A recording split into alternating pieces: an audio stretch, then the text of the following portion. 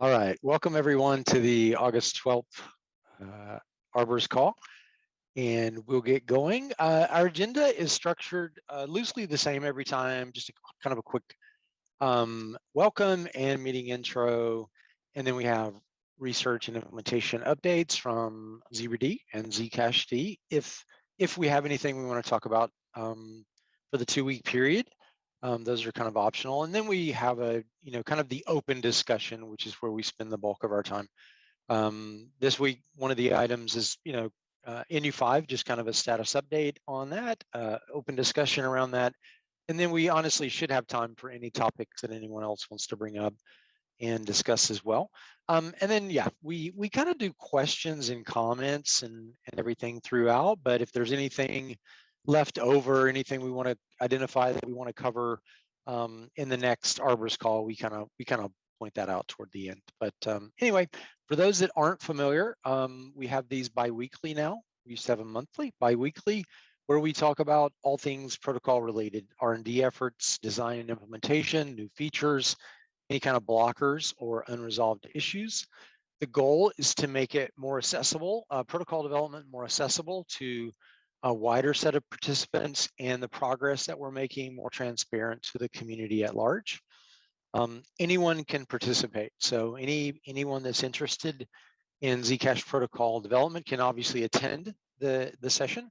If you'd like to present something, or you just have an idea for something that you'd love to see kind of a protocol level discussion on, you can contact me, Stephen at electriccoin.co, and we can work it in.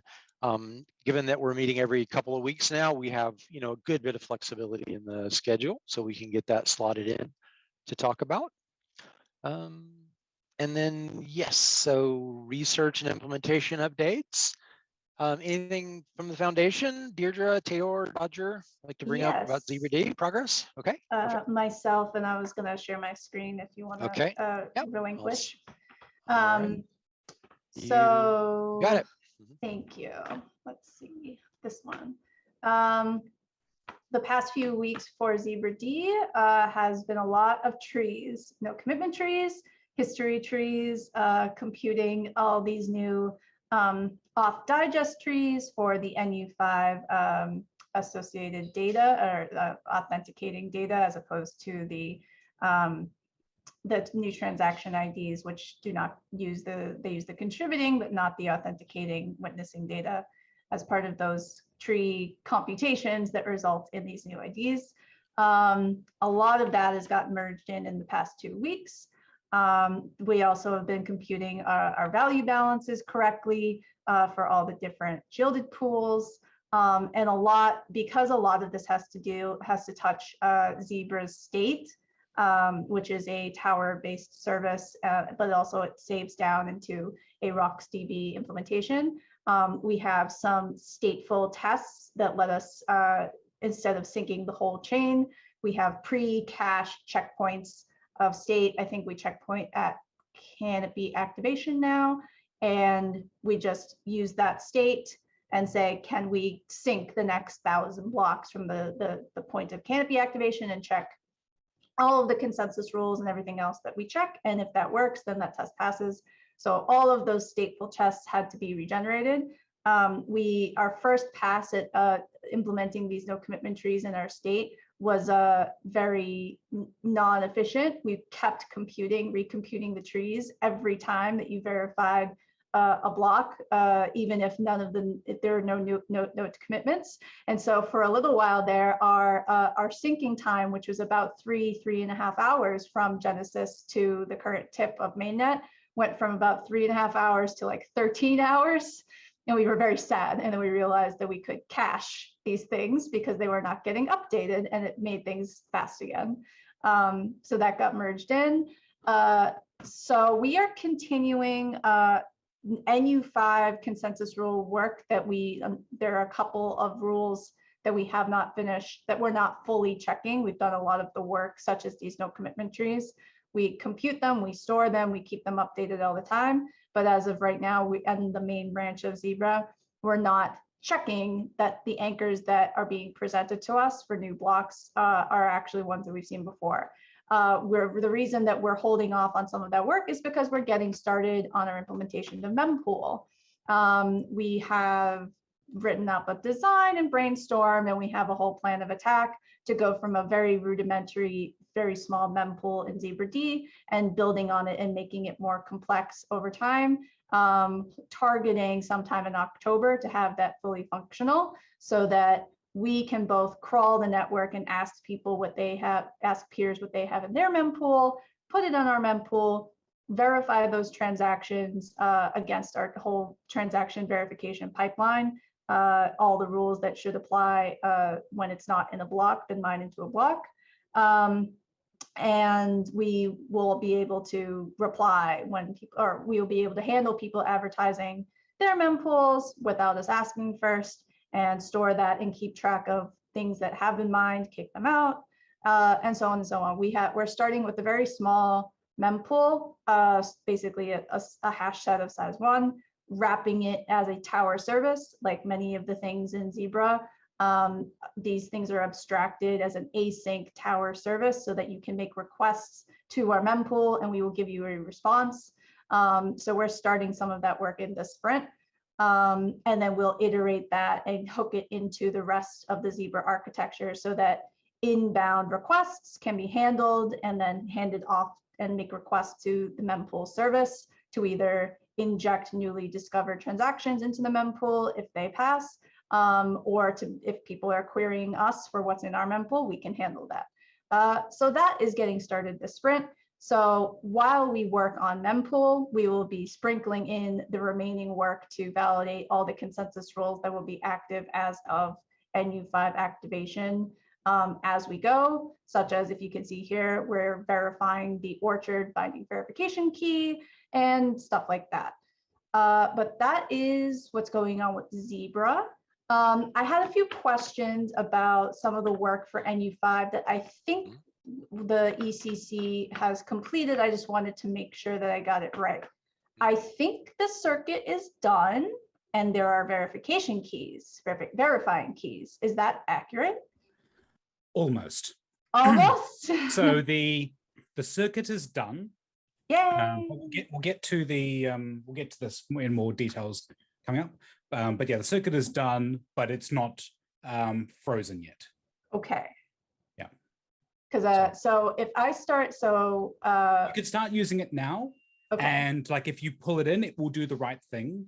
Okay. You will just have to update the Orchard binary at some future point to bring in the latest version. But there's no Okay.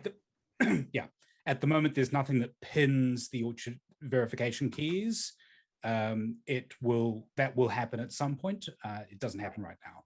Right now they're automatically generated from the parameters Yes. that define the circuit. Okay. Yes. Cool. So the circuit is working, and you could pull it in and start validating things that the Orchard crate will currently produce. Great. Cool. Yay. Well done. I'm glad we can start pulling that in. Thank you. But of course, there's no trusted setup. So exactly. as soon It's nice. as the code works, it can be used. It's great. Yes. Awesome. Cool. ETA on a alpha or beta pin version of the Orchard crate? Just for us to We'll get to that after your update. Okay. All right, cool. And let's see if there's anything else I'm forgetting. Questions on progress from the Kedit audit of Halo 2 and we'll get to that next. Okay, cool.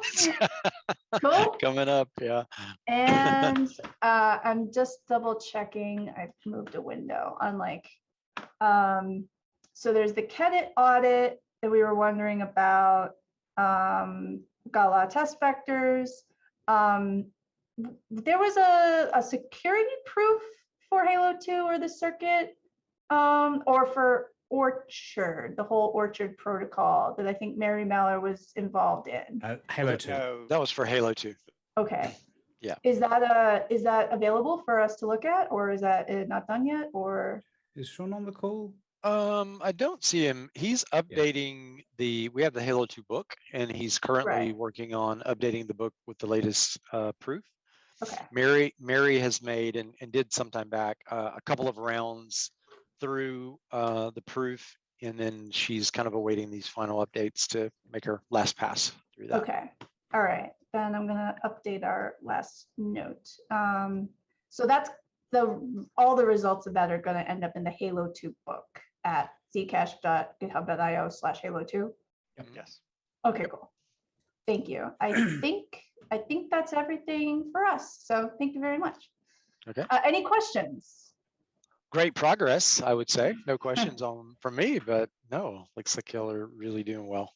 Cool, thanks. All right, let me get my screen back up. There we go. You would think as much as I've done Zoom that I would just know exactly where the buttons were, like all the time. Okay, all right, thanks for that update. Zcashd, we're kind of right in the middle of NU5, so we don't have anything specific other than to talk about NU5. If we're early in an NU cycle, then we would talk about it. We just put out a new release of Zcashd or whatever and what some of the features were. The main thing is of course NU5, which we'll get to. This is kind of for reference. This is the list of zips reflecting those that are just updated to reflect information for Orchard, for example. But then also the net new zips included. So same list that we've had up for the last several calls. The remaining audit schedule, the items in bold under Kedit are updates to the last update that we gave. The target for Kedit originally, boy, I didn't spell draft right, is the original target for Kedit was the draft report on July 29th.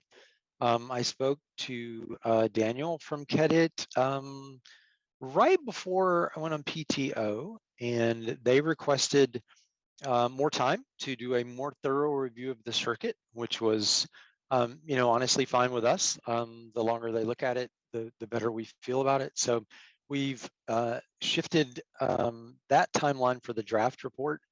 I'll have an update from Daniel on Monday. And then we're, based on the last conversation I had with him, we would be looking for a draft report somewhere in the August 20th to 27th range. So that's kind of the update on Kedit. So I know that was one of your items, Deirdre. Did you have any specific questions or anything? No, mostly just I would love to look at it whenever we get to look at it. Okay. Yeah. Oh no, absolutely. Yeah. Yep. That and the NCC, they're working on their final one. Okay. Yep. They're working on their final one as well. So anyway, so that's kind of the audit schedule. Anyone from the team want to add anything here? I mean, that's pretty straightforward. I'll have more of an idea of the progress they're making, and hopefully if they have any interim findings on the 16th, we'll get those back early. Yeah, they haven't, we'd been talking with them about earlier stuff as things went, and they hadn't raised any red flags then. But Right. obviously, in the earlier round, we were still in the phase of completing it. They had been observing the PRs as things were going. So this last several weeks, they've had it pretty stable to look at. There's one open PR that alters the circuit that I made a week or two back that we're just reviewing on our own, which just tweaks one of the note commitment section to it increases the baseline cost by 64 bytes, but decreases the marginal proof cost by 160. So overall, it's saves a couple of hundred bytes for your average 2 in 2 out. So that one is not currently within their scope. We might find out that we had a look at that because it was open. But for now, we're just assuming that we're reviewing that ourselves. But I don't think we're going to find. We've had other ideas since then for making things smaller, but we're not going to do them for this round. For NU5, yeah. All right. Okay, so timeline-wise, this is what Nate presented last time. We're still looking at a testnet activation sometime latter half of August. We would love to have the feedback from Kedit before cutting the release, and then we're obviously working on adding RPC support as we speak, and the ability to obviously create Orchard transactions, which then allows us to kind of run our test suite against the code. So we're working to get that in, and then also finish up zip 239, right, Strad? That's the one. Yep, that's the one Yeah. I'm working on at the moment. Right. So Mhm. most of it is just getting the code base into the right shape to be able to do it, relative to upstream. Actually implementing it will be easy compared to that. So Right. Famous And last that's, words. yeah, and that's BIP 39 backports, right? no, BIP No. 339 BIP 339, sorry. is their upstream. It was the equivalent to what they did upstream. But it's all the intervening refactoring in the middle Right. that's complicated things a little bit. But 239 is the WTXID change for the, yeah, so it's 239 for us, but it was 339 upstream. Oh, right. Okay. All right. Very good. Yeah. Whereas 339 here is BIP 39. Okay. Just to confuse things. Right. I will hope to be unconfused at some point, but I'm good for the moment. I'm thoroughly confused, so that means we can probably move on to the next item. It's because 200 means consensus and network. Did you raise your mic there? Changes. 2XX means consensus and network changes, whereas 3XX means wallet. Usually. Right. Okay. And I assume then when we run out of those, we'll go to like 1.2xx or something. Yeah, probably. Yeah, you got to skip over the 1 zeros, right? Yeah. Yes. Okay. Yeah, they were DEFCON proposals.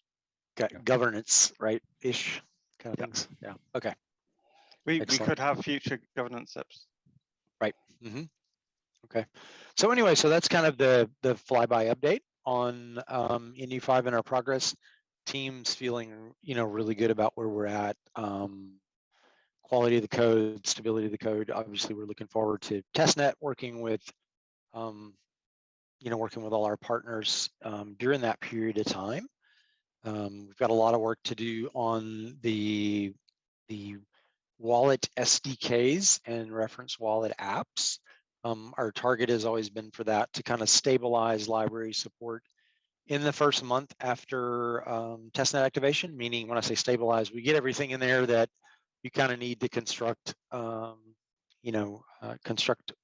add wallet support for NU5, unified addresses, et cetera. That's still our goal. But again, a lot of work to do, but a lot of great partners that we're working with already to kind of get prepped for that. Any other updates anyone wants to give? Kind of open mic at this point. So. Or questions, I should say. The release tagging for Zcash for, I think, testnet or the. Yep. Do you have an ETA for that?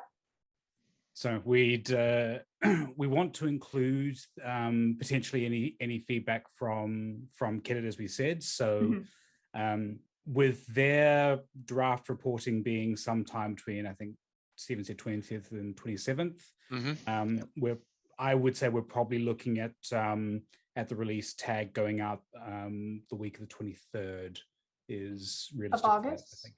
Of August. Yeah. Cool. All right. Yeah. Well, I should know more Monday.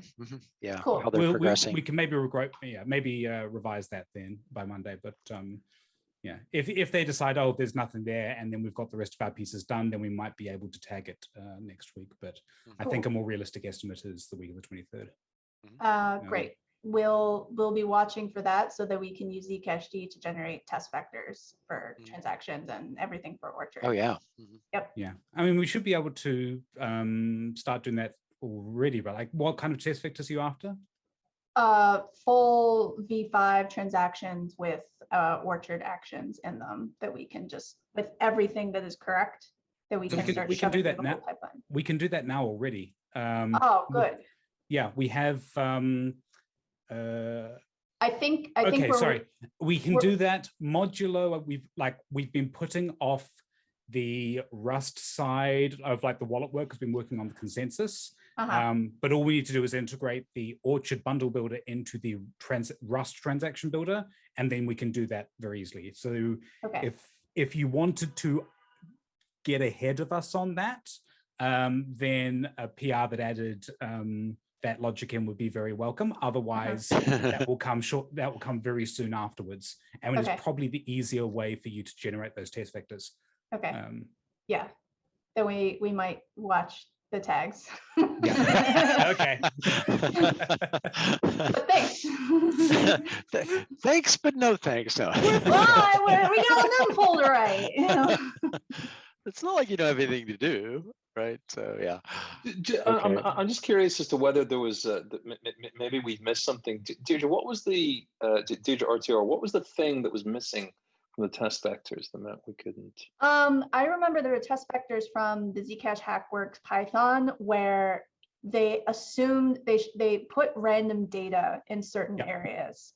And so when we shoved that through our validation pipeline, or like a subset of our validation pipeline, they would error because it was improperly formatted data, or it was like a proof or something like that, or a signature that didn't validate. And so we're like, okay, we have parts of Orchard code that is not, we don't have test vectors for right now because the whole system, you know, those test vectors are only,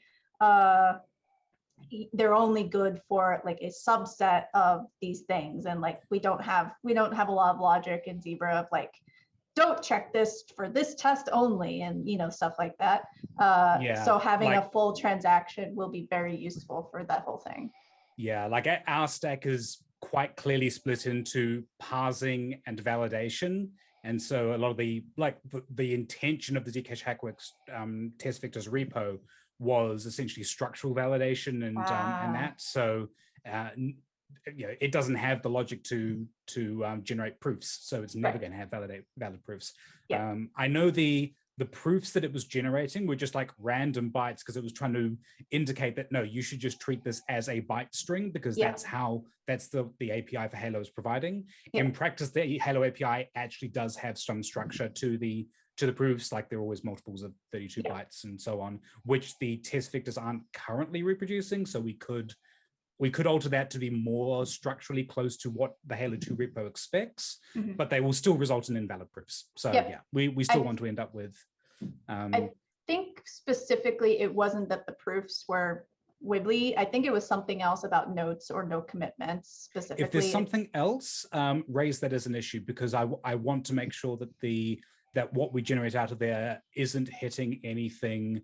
The things it's hitting should be like, this isn't a valid signature or proof. It shouldn't be this commitment is failing structurally or something like that, or it's just like wrong. Pretty sure everything is fine structurally because I was able to turn them all into either a test vector thing or our version of a note or a note commitment or whatever. I think it might have been derivation or something like that. But anyway, don't worry about it. We can do about other flying, but definitely open an issue for that. If it's intended behavior, we can close it. Taya has the hand up. So one of the things was that the amount spanned the full 64-bit range, which I understand is valid under the consensus rules, but not valid if you actually verify them in the proof, or if you decide to verify that consensus rule slightly earlier. So we would need the amounts to be within max money. Yeah, that's actually something that someone else asked about on the test vectors repo, and we declined that because that is intended behavior. I think we've had that discussion before, but that will not be changing for the test vectors for Orchard. They will be generating 64-bit values, even because the notes that are there, it's defense in depth for ZSAs effectively, because we need to make sure that all that parsing logic does not assume max money in order for ZSAs to be able to work. Yeah, I think Zebra has a issue that's basically like, deal with this in the way that we're representing amounts in Zebra. because this is technically not wrong. It's just sort of, it was a thing that was assumed and now it's been clarified in the spec, but now we have to change our code. It's annoying, but yeah. It's preparatory work for ZSAs. Front loading. Oh dear. All right. Was there anything else you had on? Because yeah, we had the questions that you asked that we deferred, and then I believe we've answered. Was there anything left from that? You had the Kedit question, you had the circuit question. Kedit, circuit, test vectors, cutting the release so that we can use it to generate other test vectors. Tior, am I missing anything? I think those were the top line things. Yeah. Cool. All right. Do you still leave a 2-week lead time from doing the release to testnet activation? I think that would still make sense myself. I don't think it needs to be any more. It doesn't need to be more than 2 weeks, but yeah, it's. I don't see a need for it to be less than that. Right. Myself. So, I mean, would Zebra team benefit from having it longer than 2 weeks? No, well, actually, I shouldn't answer that. No, well, I guess the question is, who is running testnet nodes at the moment? ECC obviously is. We have a variety of ones that DevInfra runs, and they will be updated within that window. We have some, but they're paused. We need to bring them back up. We have Zcash Ds that we were running for testnet. Yeah. I have some that are mining, but I can update them when you tell me to. Okay. Yeah. Hey, Marshall, do we have, I know we spin up background miners occasionally on testnet just so we level out hash rate a little bit. Are those up and going now? Yep. We have 3 right now. They're kind of scattered about, but yes, we do. Okay. Yeah, and for everyone's benefit, we kind of do that because sometimes if you announce, oh, we're activating on testnet in 2 weeks, roughly, a bunch of people jump on and we activate the next day because of the increased hash rate. So. Oh, and we also just recently gonna quickly test my ASIC. Yeah. Been there. That was a joy last time. Yeah. We did also update, for what it's worth, the testnet in a box binaries and kind of all the scaffolding with Tecton around that.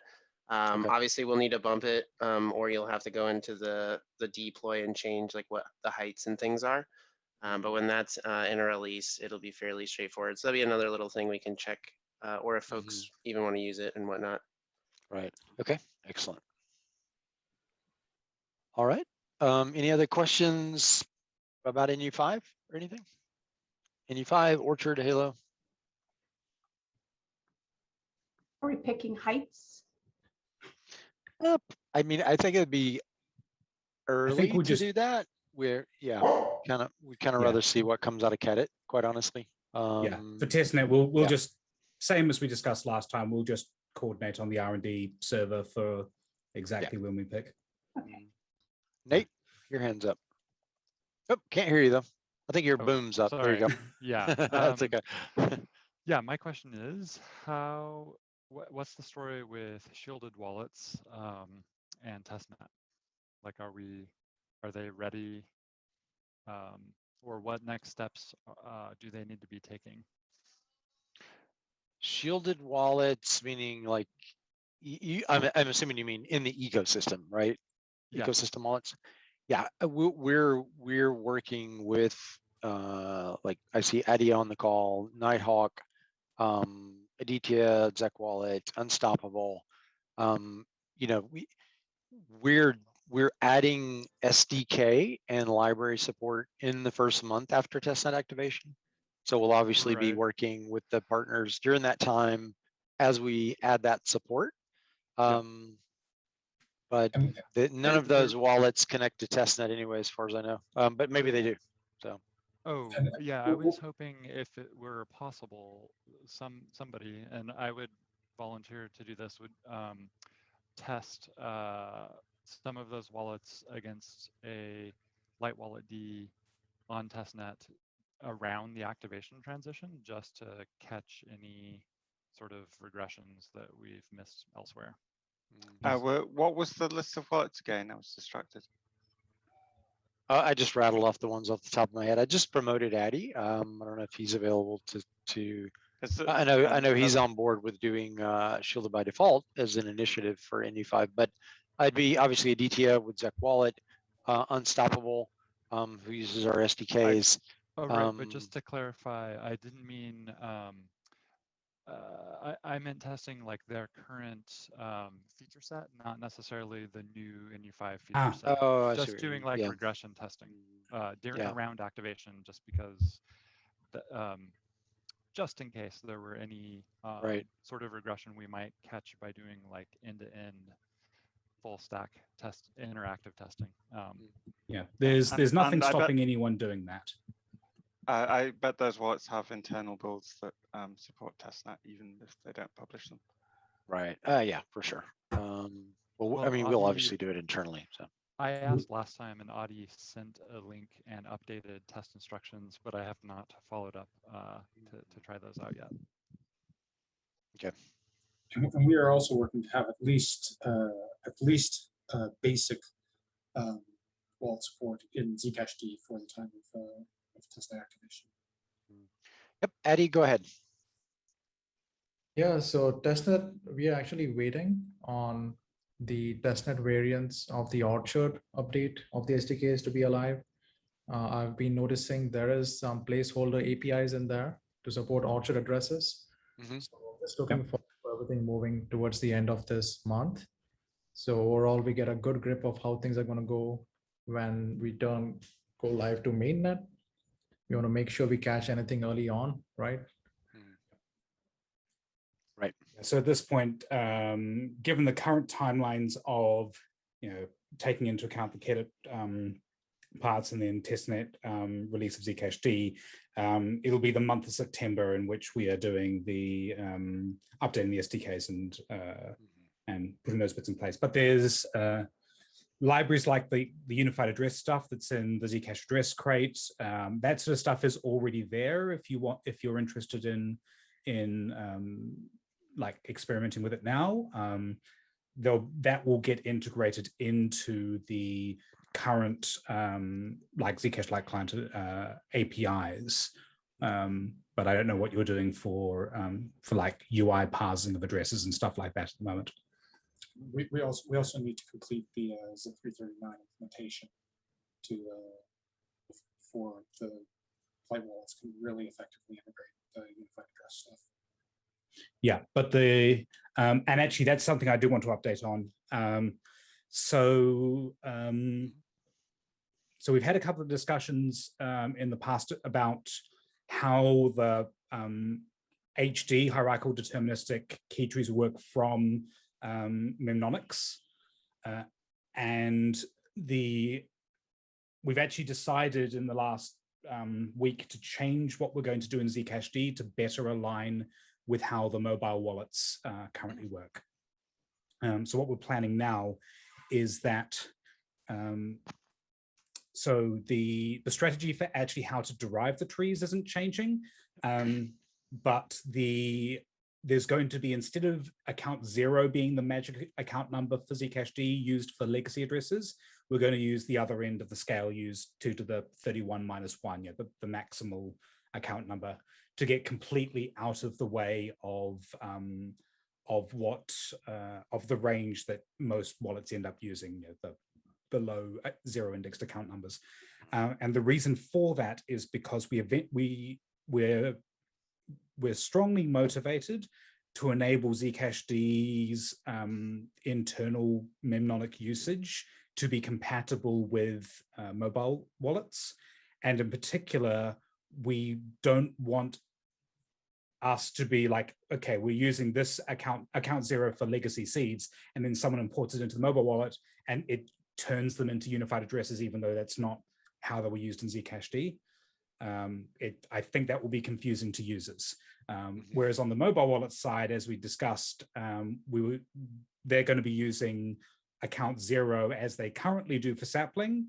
Those are going to be promoted to unified addresses, so that you're not having to generate a new account just for unified address usage, and therefore doubling the cost of scanning.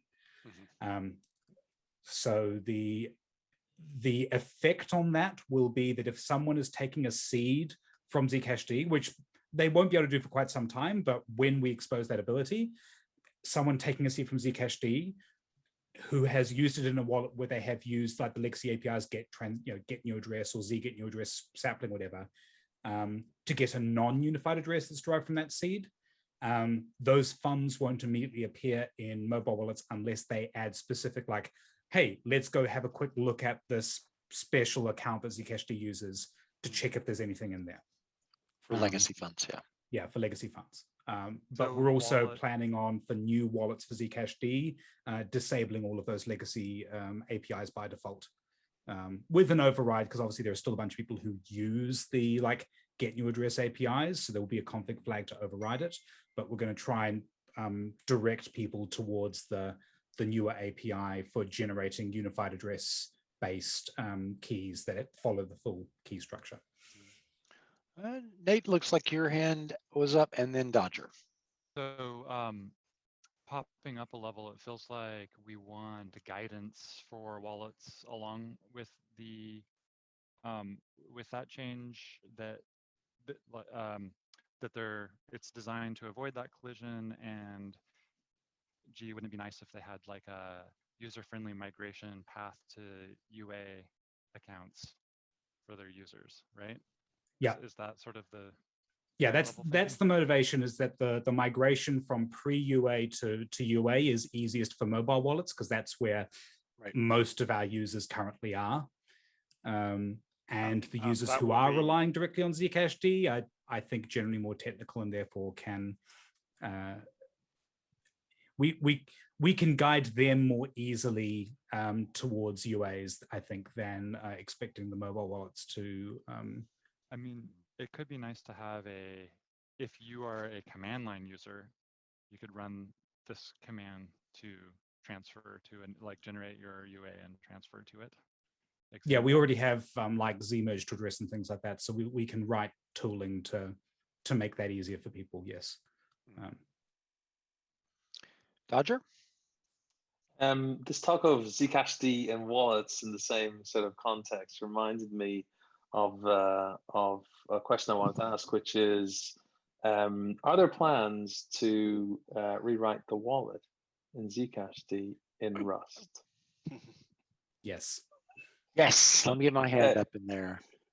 Yeah, I mean, so I think that's a phenomenal opportunity to work together on doing this, because you're planning to add a client to Zcashd at some point, right? Like once you get the validation and everything completed, it might be a great opportunity to do that. And Chris, I'm gonna say something I think you mentioned to me last week, and then I'll give you the floor, Strad. But one of the things we're in maybe I'm totally mistaken, but we hope to continue to evolve Libra Zcash to the point that it becomes something that could be used by like mobile wallets through the SDKs, or like a new Zcash D Wallet, for example. That we could do a lot of that.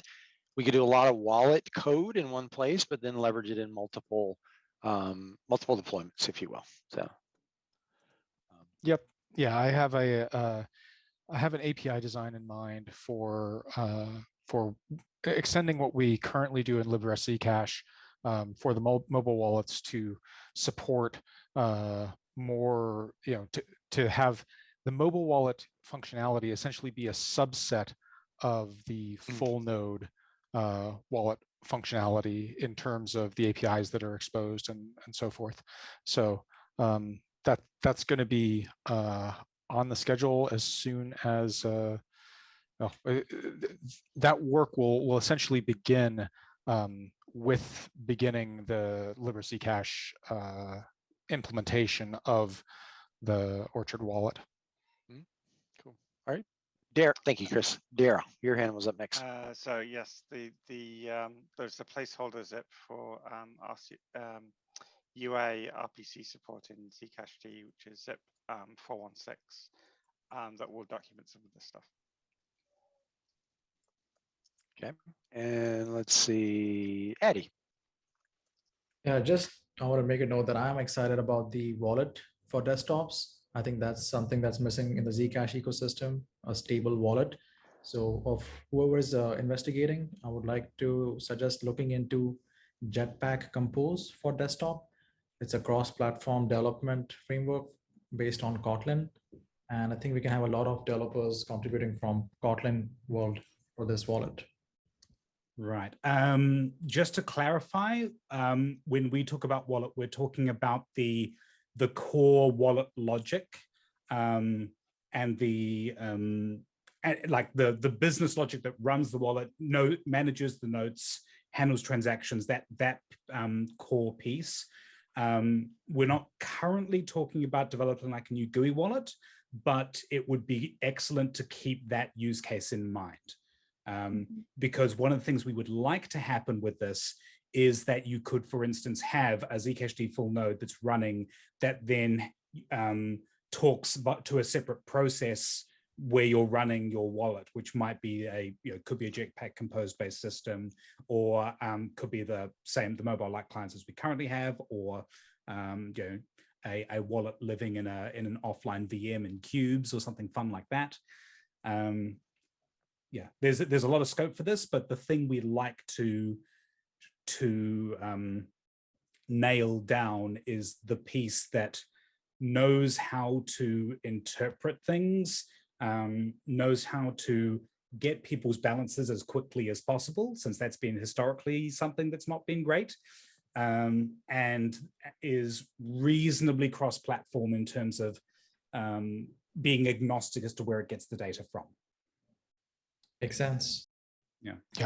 I mean, things like the scanning enhancements that have been released by various folks and whatnot.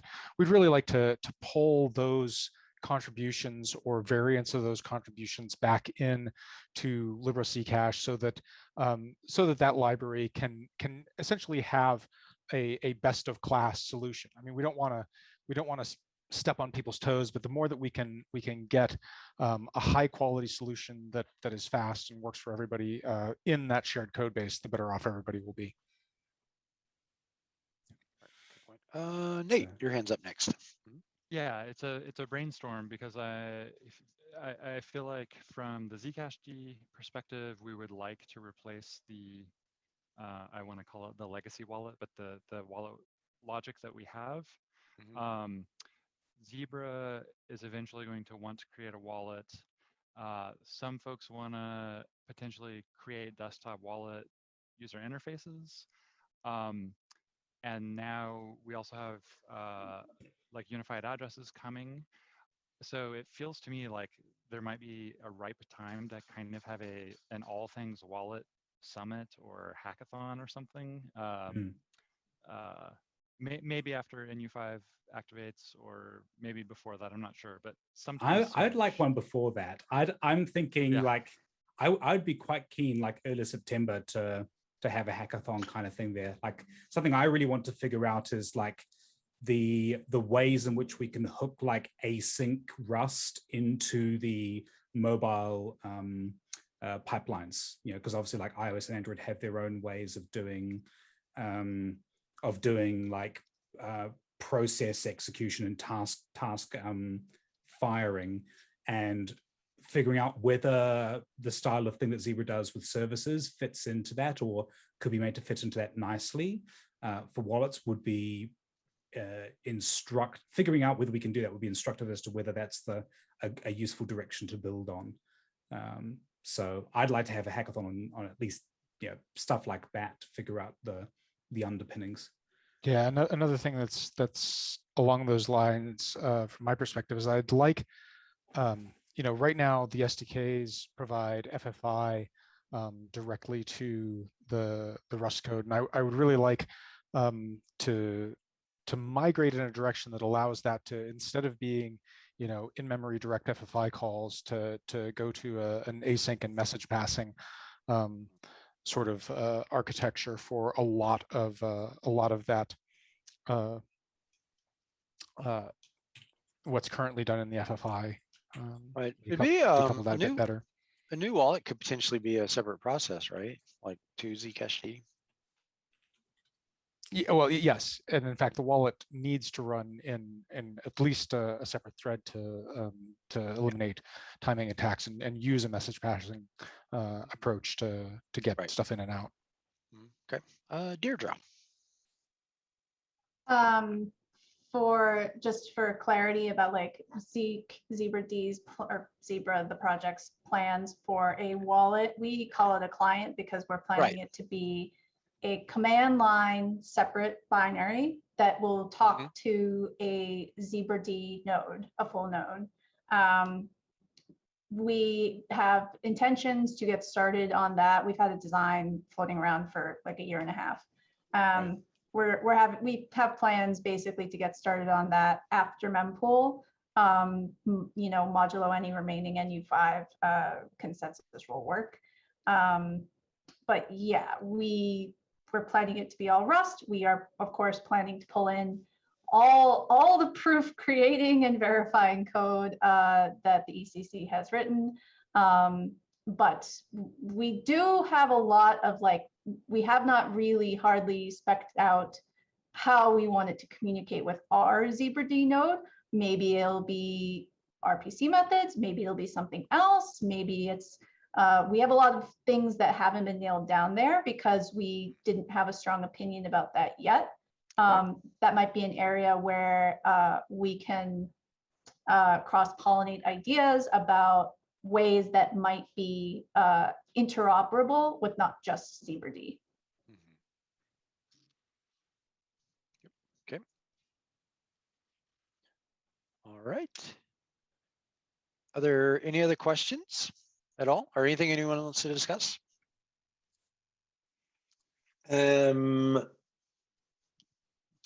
Reducing complexity. Good one. So I think, Nate, we were expecting an update from you on thoughts around Sprout, or am I misremembering? No, I think that is correct, but I have not made progress on it. So we talked last time about this topic, and the takeaway from that is I felt like we needed, like you suggested, Dodger, that we document potential goals as a community, and then highlight if we think there might be trade-offs or difficulty between them. And so like one of the deep ones is, should we never remove users' funds versus should we always honor old transaction logic, basically, because that carries a risk of bugs and maintenance. So I think the first step is to document that, and then I had spec'd out a particular design, but I had made a bunch of trade-offs in my head that weren't spelled out. So I can write that down, but and then I could reference those trade-offs, but that would just be sort of like a straw proposal to get people talking about what could be next. Yeah, also ECC published like a week ago or something that we are motivated to transition to proof of stake. And if the Zcash community wanted to do that, that kind of transition, like when we're thinking about that transition, we should definitely be thinking about, okay, can we, when we get through the transition, can the resulting protocol be simpler, or is it just going to be additive and more complex than where we started? It has to be simpler. That is but that's like a much longer term thing, like at least a 2 to 4 year sort of goal, probably. So that discussion, there's not a rush for that right now. Whereas figuring out what to do with Sprout might be an earlier consideration. I think we should seriously consider writing a Halo circuit to support just Sprout spans, because that would reduce the attack surface. Obviously not as much as completely removing Sprout, but completely removing Sprout destroys people's funds. So Yeah. So how about instead of just saying I will do a thing, I'll say I will do a thing, and when before the next Arborist call, I will write up a set of potential goals, and I might miss some or whatever, but I can get that on like a HackMD or GitHub, and then we can get all of the Zcash developer community to suggest adding stuff or changing stuff. And let's try to get that. I'll try to get that nailed down, and I'm going to my to-do list and lifting this thing up higher in the backlog. Trying to So think my what goal would be a is to suitable channel in the Zcash R&D pool lifecycle. Pool lifecycles. There, we've already got it, don't we? Yeah, So, right. Mhm. Yep. Right. Yeah. Yep. Bingo. So Cool. expect me there, Awesome. and make fun of me if I haven't done it by next time. Just a quick comment on the moving the proof of stake thing. We at the foundation very much support an eventual move away from proof of work, but we have a very open mind as to what to move to. So Right. it's a subtly different sort of goal, and you know, proof of stake is the obvious candidate, but we do have an open mind on that. Yeah, I was expecting we would start discussing that more. So in my mind, probably work on ZSAs would come first. That's just my personal feeling based on everything I know. And I've just been waiting to bring up longer range stuff like that until after sort of NU5 is really nailed down and shipped, and because I don't want to distract that process. That said, Nathan and I had a discussion about recently about how it might be possible to transition to a non-proof of work network, and one of the possibilities was so you have a problem where initially you don't have enough stake or whatever resource you're trying to use for consensus on the new network.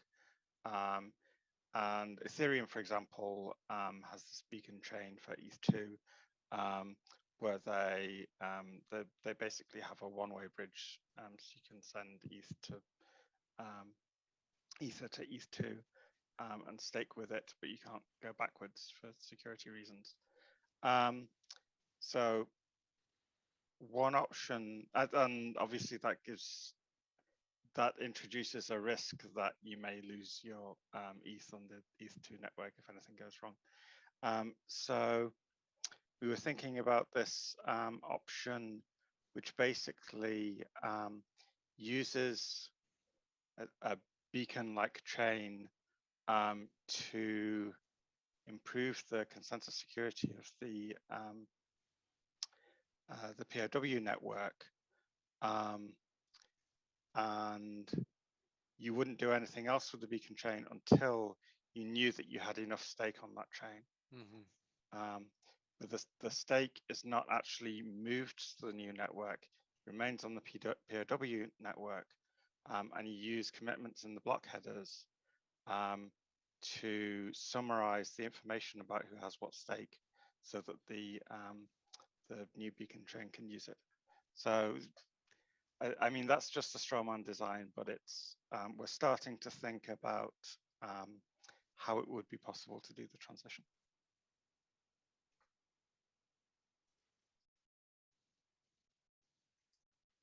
All right, very good. Yeah, and just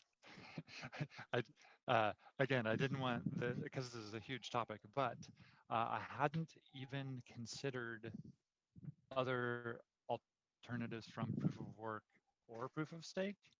So it feels like another good task Neither once did we're the able Senate. to. Say what? I make a joke about American politics Oh, where yeah. they nearly hard coded proof of work and proof of stake into an infrastructure omnibus bill.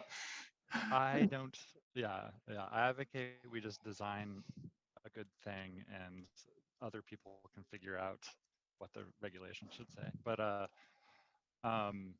yeah, so right, I think we should have more of a like discussion, design review, figuring out goals and stuff for what proof of stake might be with this group and larger groups. But I don't know when, like a couple of months from now, when would it seem like a good time? And I also feel like those kinds of discussions about ZSAs are probably, like, we should probably discuss ZSAs first. Yeah, I agree with that. Yeah, but been working pretty hard on that this I summer. don't know when do people think would be the right time or a good time to begin discussing more of the forward-looking stuff, like what are we going to do for NU6 and what does the 1 or 2 year, what could the roadmap look like for those longer ranges?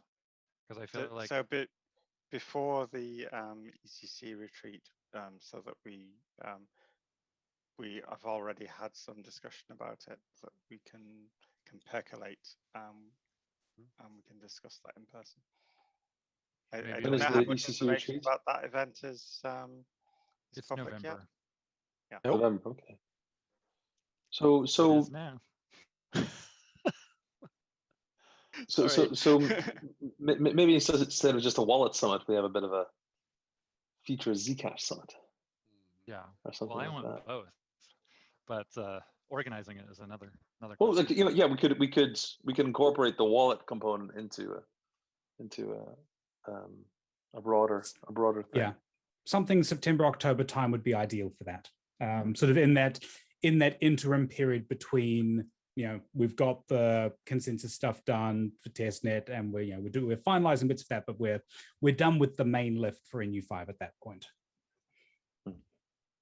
FYI, we recently had a virtual team retreat where we had a few hours each day, and one of the pieces of feedback at the end of it was that it was great to only have it for a few hours each day, because during the rest of the time you could think about what had been discussed and so on. So that's something that might be worth thinking about. And I'm personally assuming that this will be a virtual event, because we don't really see international travel. September, October happening. is interesting. Yeah. So these kinds of events are currently like in my mind, wouldn't it be nice? But planning and executing on them is another story. So I'm gonna another to think about that and talk about that with different folks and see if we can get it more organized than just a fantasy. Yeah, if nothing is formally organized before like the second week of September, I will probably just post something in the R&D Discord to go, hey, I want to hack on wallet stuff. Come hang out in the Arborist planning live chat, and we'll just do something. It might be an have some conference. An organic conference, spontaneous organic conference. I think they're called unconferences. Okay. What else was on the agenda? And that was it. It was kind of, I mean, the main thing was the NU5 update, and then just kind of open discussion. So I think we're caught up in chat pretty well with any questions that popped up. Appreciate all those. Anyone have anything else before we wrap up? I think the only two other things I would think of is, so as the tail end to the what we want to do in the future kind of discussion, I do want to get more people thinking about ZSAs in the sense of the pieces that remain. There's been some discussion in the relevant channel in Zcash R&D that follow on a bit from the discussions that were had at ZCon 2. And the main piece that's outstanding there is like the next large piece of feedback that's necessary is from people who are actually going to want to use this, so that we can understand exactly what the necessary requirements are specifically on issuance. We've got a reasonably strong, we've got both a strong design and well understood constraints as far as the circuit goes, constraints that could be lifted in a future thing, but that we are not likely to lift for the initial version of ZSAs. So we know what constraints we're running in within that.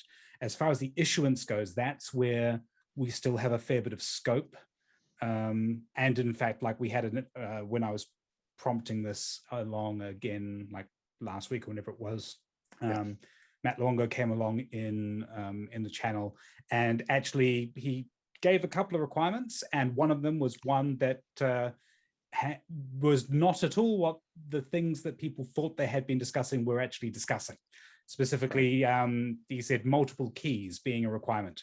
And of course, all the cryptographers in the channel were going, okay, so multi-sig, so that kind of thing. No, actually multiple keys, because they want multiple independent issuers to be able to independently issue funds.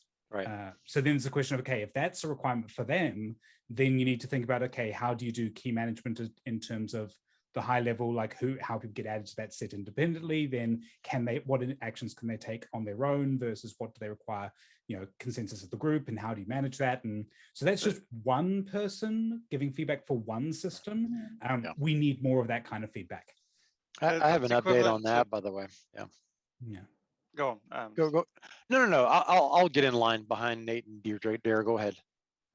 I was going to say that that's equivalent to one of N multisig, provided that you can change the set of multisig. It's not equivalent because it depends. It's not just one of N. It depends on how the policies are for, like, one of N multisig does not mean one of N change who's part of the multisig.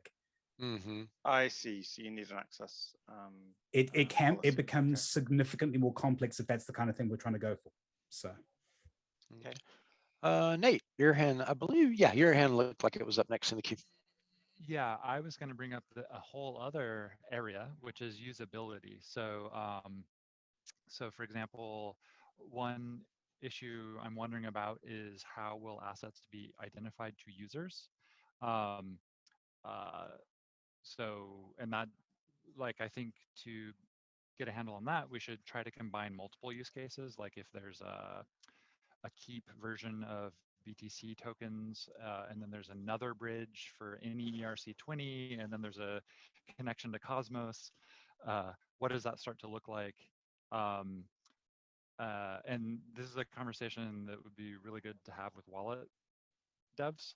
And then another kind of usability challenge might be if fees are paid in, this comes up in Ethereum all the time, but if fees are paid in ZAC, but a new, like a totally new user to cryptocurrency ends up with a multi-asset wallet and they just want to receive like shielded DAI, how does the wallet help them afford the fees and understand the fees and stuff like that? So I think there's multiple usability things, not around, like issuance also is a big thing, but even around just end user UX. So I want to get a handle on that too. Deirdre. That extremely plays into myself and Chelsea Conlo's experience on Frost, threshold signatures that were specifically designed for, or with the idea that such as spend auth signatures could be done with a threshold based, not a multi-sig, but a threshold based, like N of M people via a Jamir's secret sharing protocol. The protocol of doing that sort of thing is a bit of the protocol is it exists, the user experience of integrating that protocol into a application is still a little bit of a figure it out, like figure it out what works for your system. Like you could have Frost and a lot of it is automated, but you have to figure out that automation part. Or it could be highly manual, like you could literally be walking a thumb drive to a server and then you walk all of the shares around because that works for you and you only do this occasionally.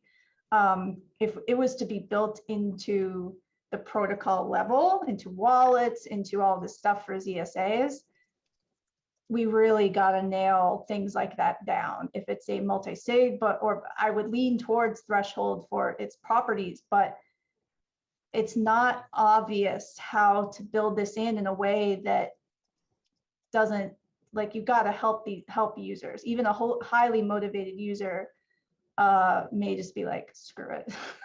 Right. Yeah, excellent point. And my hand was up for a couple things. One, Josh dropped a note in the chat saying, when we're talking about use cases, that it's coming with a smiley face.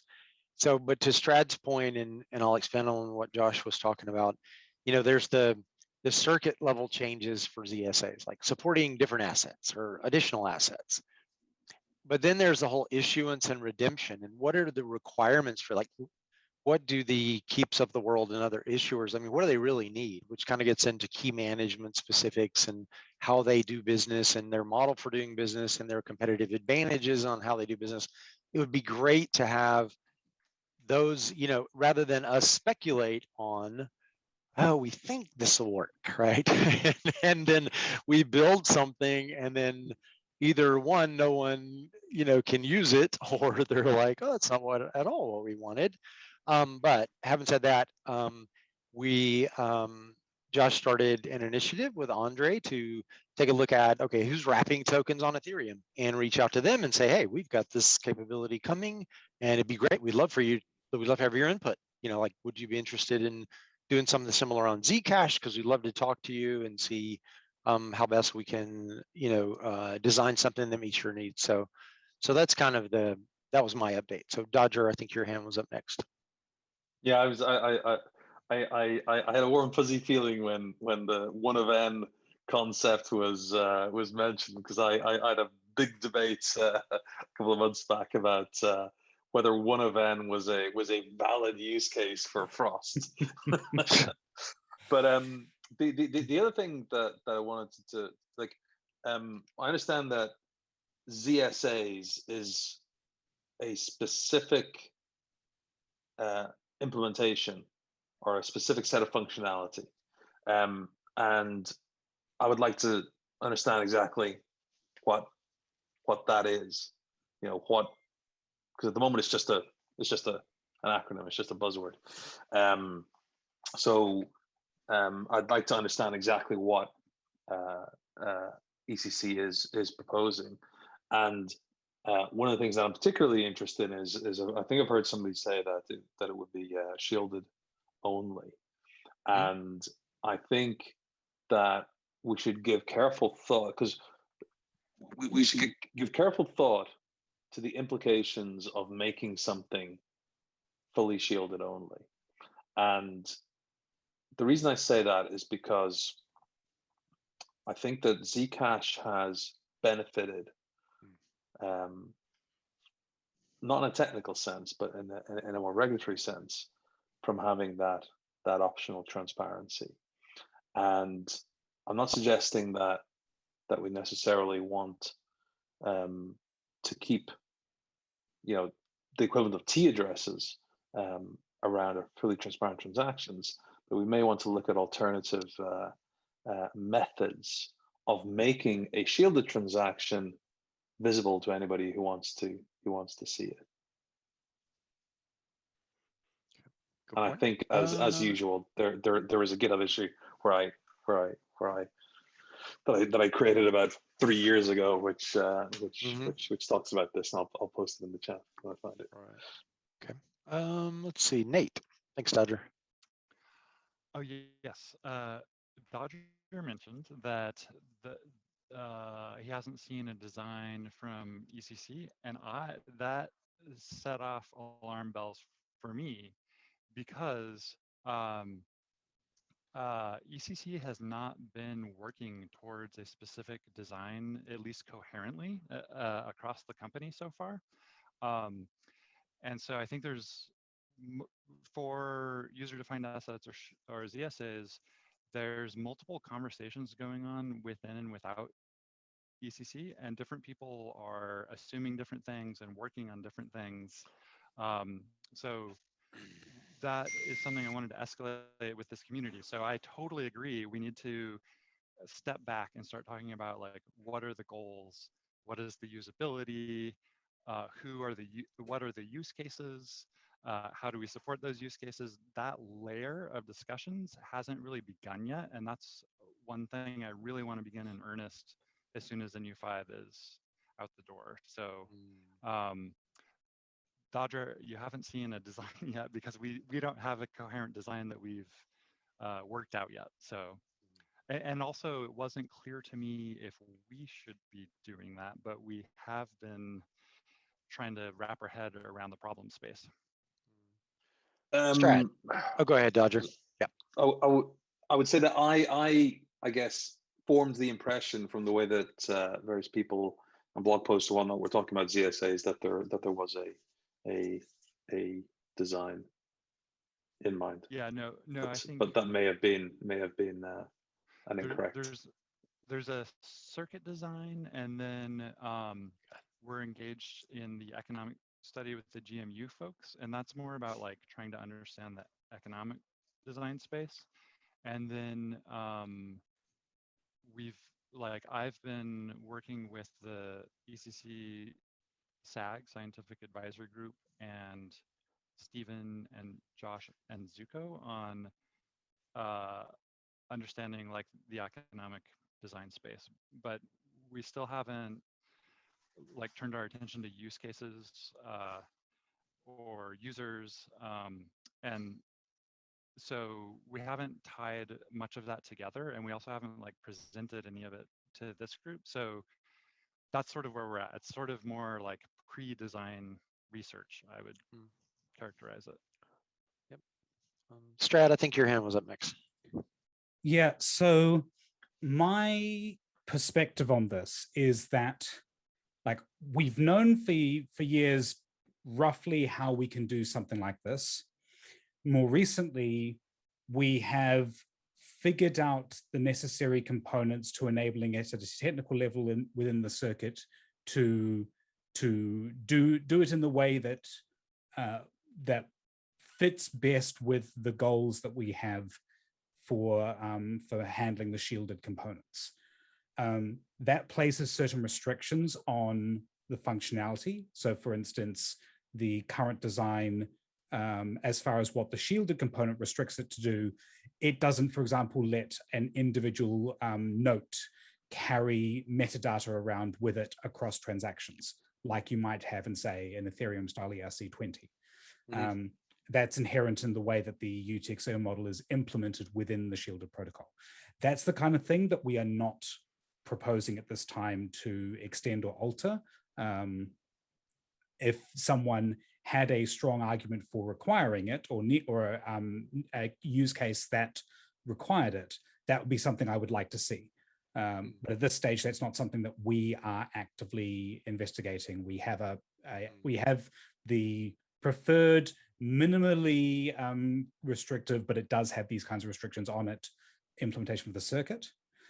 As far as the issuance side goes, that's really where I want to see more, and as why I prompted the discussion, I want to see more people contributing to, you know, as I also asked at ZCon 2 and previously, we need more feedback there to be able to formalize what the design will look like, because there are so many directions that we could go.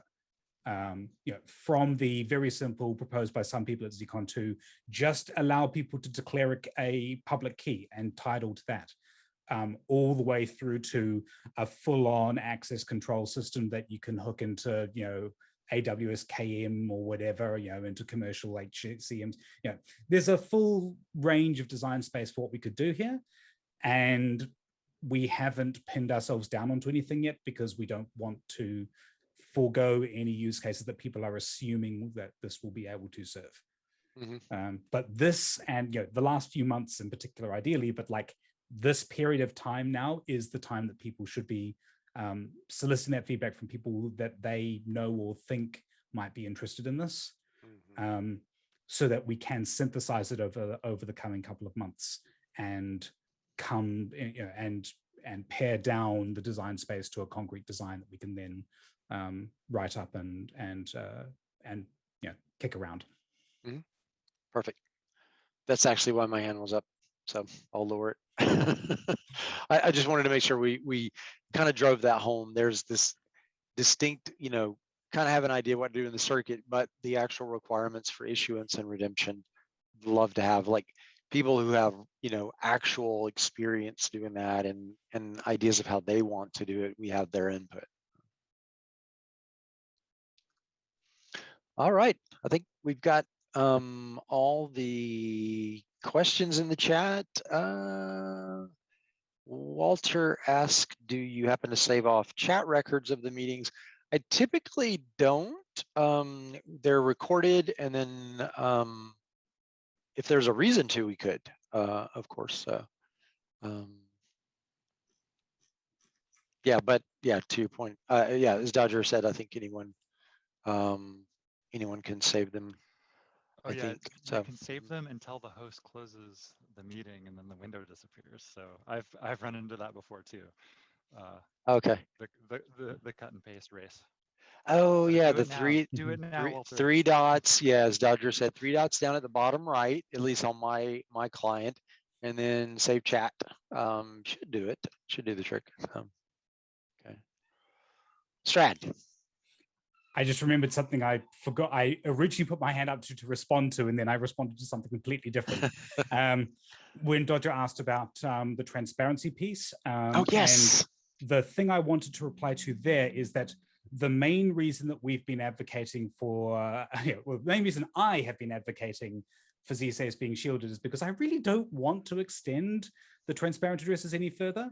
The advantage we have from the shielded side is one of simplicity, in that we can extend the protocol in a way we understand. We know we're going to want it in there anyway, and then and then we have that functionality as also an incentive for people to use the shielded pool, and then everything benefits.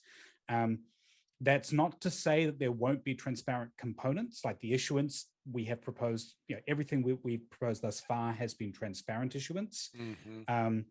And there will still, for instance, like to throw an example out there, if we had, say, ZK channels, off-chain logic for Zcash, that would live in a TZE somewhere, and it wouldn't be out of the realm of possibility that you could potentially move assets from, say, the Orchard shielded pool into an off-chain channel with a merchant, for instance. Like you could have channels that were multi-asset as well.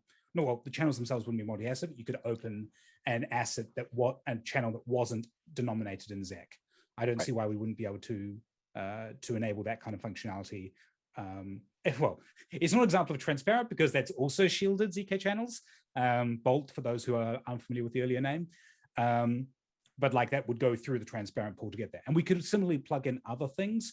I'm just not particularly interested in myself and spending time extending the Bitcoin scripting system to enable custom assets. If someone else wants to take the time to write a zip and do that work there, the zip process is open. But I'd rather spend our engineering time improving the shielded tech personally. Right. And what was that Deer just said about test vectors? Thanks for no thanks.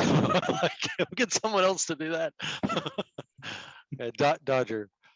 Just to clarify, I also am not in favor of extending the T functionality.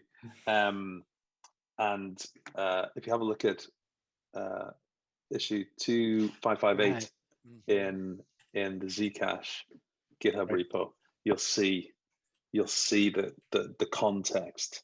The idea is to have shielded transactions that are shielded, but effectively where there's like a I don't know, a payment disclosure where where the key is all zeros or something, a known way right. of, Yeah, this of one. decrypting them, sort of thing. Oh yeah, I remember commenting on this in 2017. Yeah. You did. Yes, you did. What we do, that's similar to shielded Coinbase. Yeah, we do already do that for Together. shielded Coinbase.